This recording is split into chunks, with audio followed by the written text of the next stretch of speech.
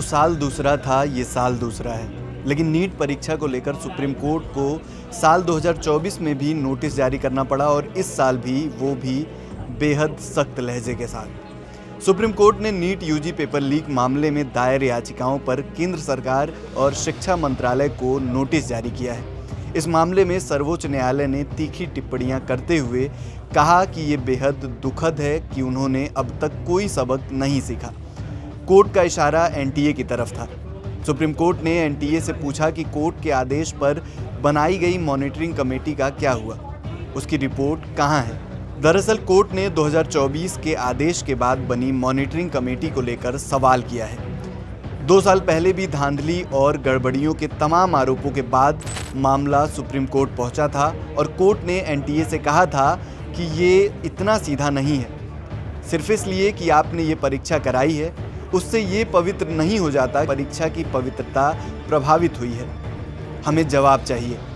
जिसके बाद एक मॉनिटरिंग कमेटी का गठन किया गया। Federation of all India medical association यानी फाइमा ने नीट यूजी 2026 को लेकर नेशनल टेस्टिंग एजेंसी के पूरे सिस्टम पर सवाल खड़े कर दिए हैं। सुप्रीम कोर्ट की ये टिप्पणी फाइमा और यूनाइटेड डॉक्टर्स फ्रंट की याचिका पर ही आई है।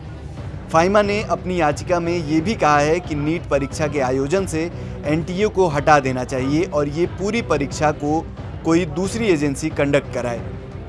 याचिकाकर्ता अब सुप्रीम कोर्ट से रिटायर्ड जज की कमेटी की मांग कर रहे हैं। इस कमेटी में एक साइबर सिक्योरिटी एक्सपर्ट और एक फॉरेंसिक साइंटिस्ट शामिल करने की बात कही गई है। याचिका में मांग की गई है कि जब तक नई स्वतंत्र परीक्षा संस्था औपचारिक रूप से नहीं बन जाती, तब तक नीट यूजी 2026 दोबारा होने वाली परीक्षा न्यायिक समिति की निगरानी में कराई जाए।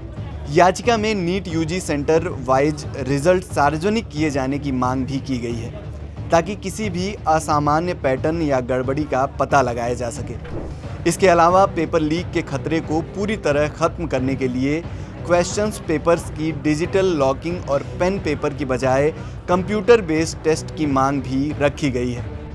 एनटीए ने फिलहाल पुनर्परीक्षा की तारीख 21 जून तय की है। याचिका पर सुनवाई करते हुए सुप्रीम कोर्ट ने एनटीए से कहा कि मॉनिटरिंग कमेटी की सिफारिशों को लेकर अब तक क्या कदम उठाए गए हैं, इसे लेकर वो एक हलफनामा दाखिल करें।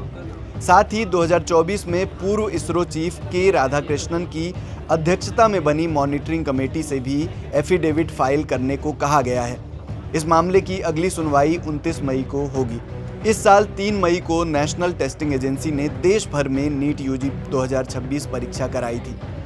कुछ ही दिन बाद पेपर लीक की खबरें सामने आईं, जिसके बाद एजेंसी ने परीक्षा रद्द कर दी। लगभग 22 लाख छात्र इस परीक्षा में शामिल हुए थे।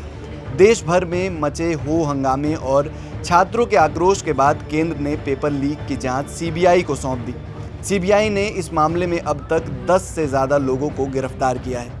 ज़्यादातर गिरफ्तारियां महाराष्ट्र से हुई हैं। नेशनल टेस्टिंग एजेंसी एक बार फिर सुप्रीम कोर्ट के राडार पर है। बीते 2 साल में अगर पिछली गलतियों से मिले सबक ज़मीन पर उतारे गए होते तो शायद 22 लाख छात्रों को आर्थिक और मानसिक मुश्किलों का सामना नहीं करना पड़ता और न ही देश के एग्ज़ाम सिस्टम पर छात्रों का भरोसा दरकता। आपको क्या लगता है? क्या सुप्रीम कोर्ट के सख्त लहजे के बाद एनटीए के पास गिनती के दिन बचे हैं? अपनी राय हमें कमेंट बॉक्स में ज़रूर बताइए।